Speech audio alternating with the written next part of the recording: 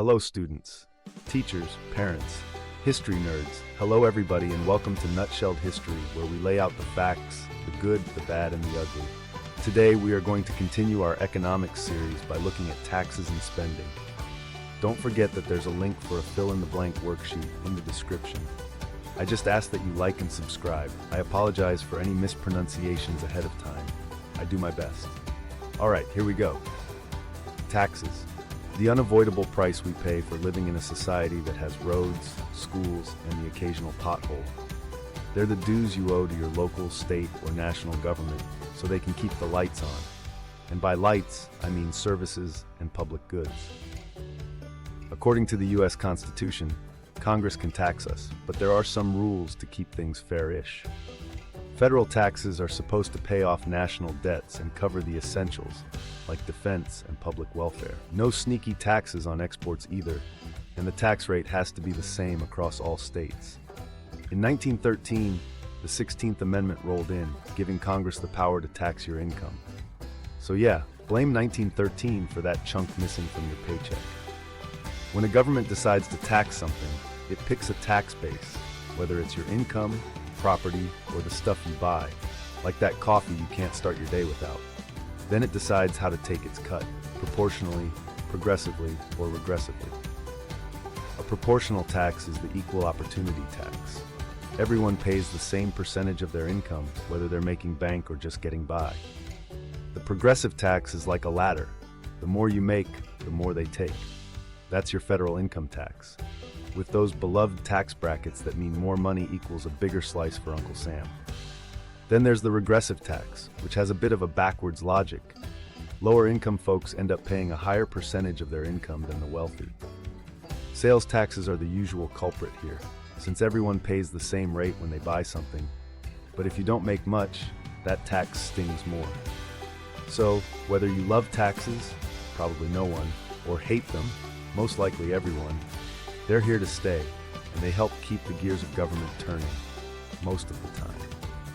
Taxes give the federal government quite the allowance, and its biggest piggy bank comes from, you guessed it, your individual income tax.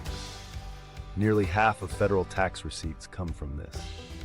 It works on a pay-as-you-go basis, where your employer does the dirty work of taking out a chunk of your paycheck and sending it to Uncle Sam before you even get a whiff of it.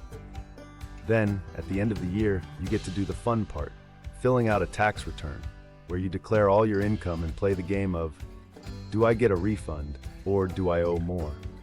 Your taxable income is what's left of your gross income, which is basically every penny you've made, after you subtract exemptions and deductions. Gross income includes your salary, wages, tips, commissions, basically anything that shows up on a paycheck or interest from savings and dividends.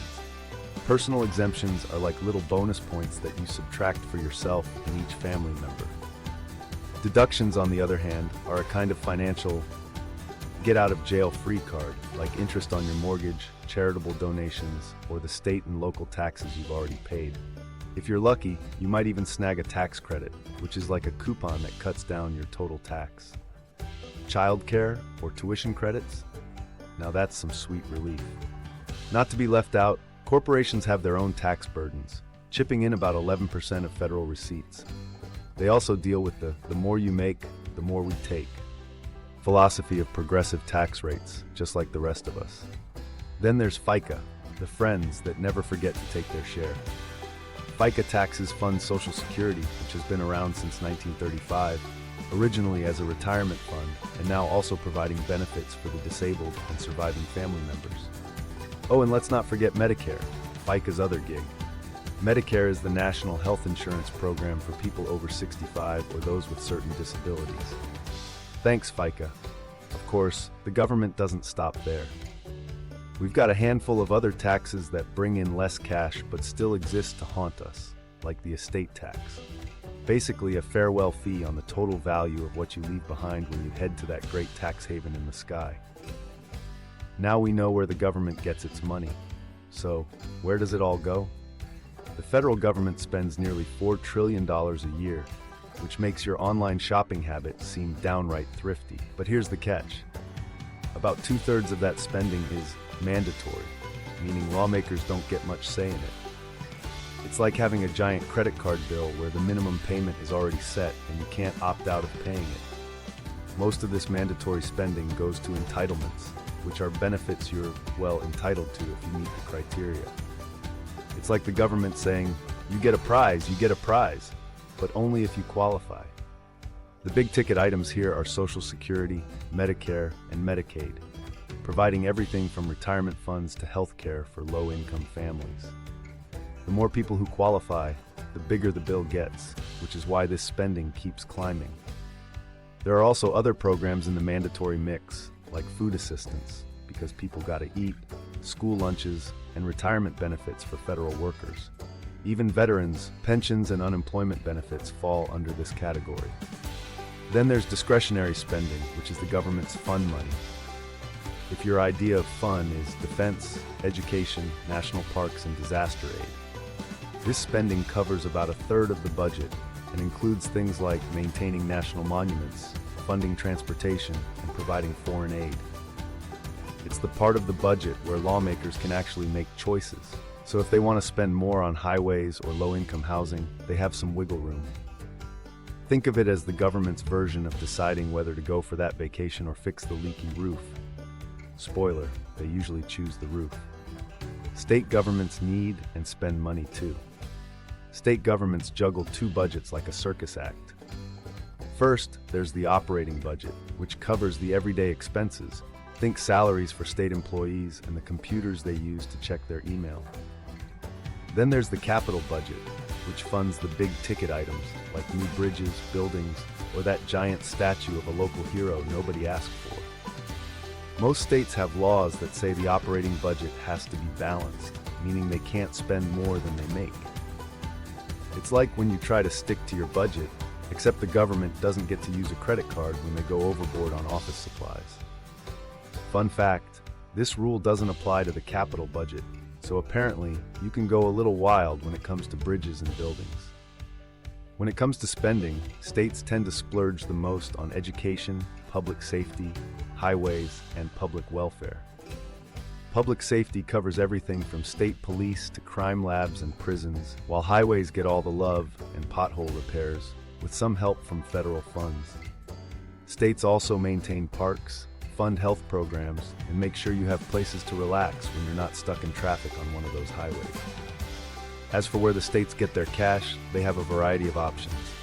Nearly all states have a sales tax, and some have excise taxes for those luxuries, like cigarettes and gasoline. Many states also have income taxes, plus taxes on real property, your home and land, and personal property. Yes, even your furniture and jewelry might be taxed. Corporate income taxes and license fees help fill the coffers too. Local governments also get in on the action. Towns, cities, and counties collect taxes to keep the lights on at public schools, fund law enforcement, fire protection, libraries, and more. Their biggest moneymaker is the property tax. If you own a home, land, or an apartment, you're contributing. An official tax assessor determines your property's value and secretly judges your lawn, making sure you pay your fair share. Local governments may also throw in sales taxes, excise taxes, and even income taxes for good measure. It's all part of keeping the community running smoothly, or at least keeping the potholes under control. Okay, here's a little recap before we go. Taxes are the price we pay for living in a world with roads, schools, and a few unavoidable potholes. The government's got bills to pay, and whether it's taking a chunk of your paycheck through income tax or hitting you with sales tax on your morning coffee, it's making sure the lights stay on.